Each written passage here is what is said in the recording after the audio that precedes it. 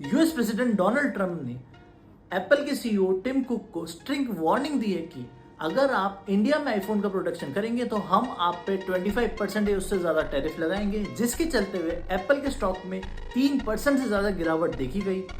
और एप्पल का जो एक प्लान था कि by the end of next year Apple majority of iPhones India से सप्लाई करेगा, वो एक बहुत बड़ा झटका पहुंचा। देखा जाए तो एप्पल ने लास्ट मार्च से अब तक $22 बिलियन वर्थ के आईफोन असेंबल किए हैं इंडिया में।